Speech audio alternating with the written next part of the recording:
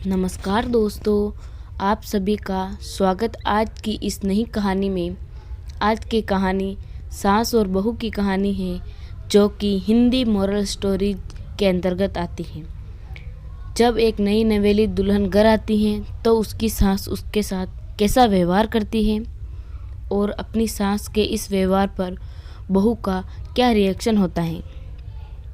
बहू कैसे अपनी सास को हैंडल करती है, बहू अपने सास को सुधार पाती है या नहीं, जानेंगे इस कहानी में। हम यहाँ रोज़ाना बहुत तरह की हिंदी मोरल स्टोरीज लेके आते हैं, तो आप हिंदी मोरल स्टोरीज चैनल को सब्सक्राइब करें। तो चलिए सास और बहू की कहानी को शुरू करते हैं। दोपहर में हिमांशी खाना तैयार कर सास भावना जी को बुलाने गई। कमरे में जाने पर देखा भावना जी फ़ोन पर अपनी बेटी से बात कर रही थी।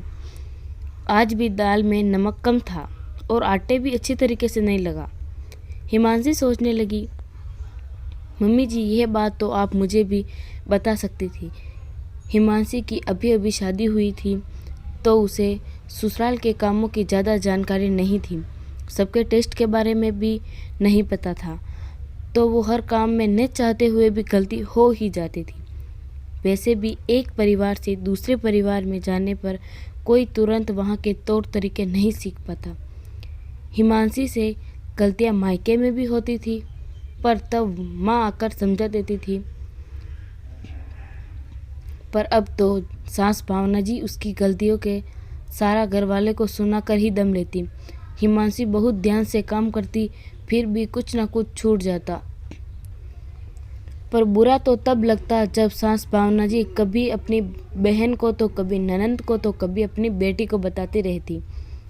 हिमांशी को उसकी गलती कभी नहीं बताती। धीरे धीरे हिमांशी और भावना जी के रिश्ते में खटास आने लगी। हिमांशी के काम करने के बाद भावना जी जायजा लेने फिर आती, सबके सामने उसकी गलतियां गिनाती रहती। हिमांशी सुनकर भी अनसुना कर देती। हिमांशी काम करती फिर कमरे में चली जाती। उसकी सास भावना जी अकेले बैठी रहती। एक दिन भावना जी की सहेली मीनू आई। भावना अपनी ही बहू की बुराई कर रही थी और वह सुन रही थी। मेरी बहू पता नहीं कैसी है, कभी मुझे माँ नहीं समझती, ना तो मुझसे बात करती है, बस काम खत्म करके अपने कमरे में चली जाती है। और यह देखो घर में सामान कितना फैला हुआ है, कोई काम ढंग से नहीं होता, पता नहीं इसकी माँ ने इसे कैसे संस्कार दिए हैं। तभी हिमांशी आई और चाय नाश्ता रख दिया और जाने लगी। तब मीनू ने रोकते हुए कहा, आओ बेटा तुम भी बैठो। हिमांशी बैठ गई।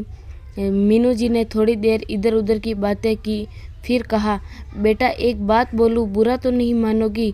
नहीं नहीं कहिए ना, हिमांशी बोली। मीनू बोली, रोहताश हिमांशी का पति और तेरे पापा जी तो सुबह ही ऑफिस चले जाते हैं।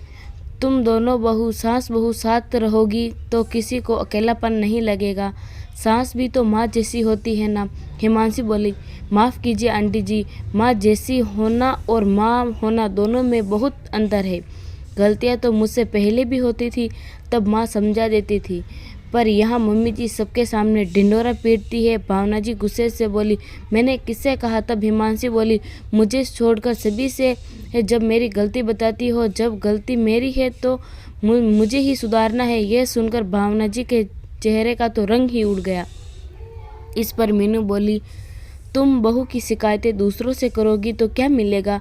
उसे समझाओ ना, यदि नहीं कर पाए तो उसकी मदद करो। तुम हिमांशी के साथ रहना, दुख सुख में यही साथ देगी। भावना जी ही बोली, सच कहती हो तुम। बहू को नीचा दिखाने के चक्कर में मैं भूल ही गई कि वह बेटी है। और हिमांशी से बोली, बेटा आगे मुझे माफ़ ऐसा नहीं होगा, मुझे माफ़ कर देना। कहानी से शिक्षा, अपनी बहू को बेटी का दर्जा दे। अगर आप उसकी इज्जत करोगे तभी वह आपकी इज्जत करेगी। गलती किसी से भी हो सकती है, जिससे गलती हुई है उसी को बताए वे समझाए, तभी आप आपस में प्यार हमेशा बना रहेगा। वीडियो को लाइक और सब्सक्राइब करें।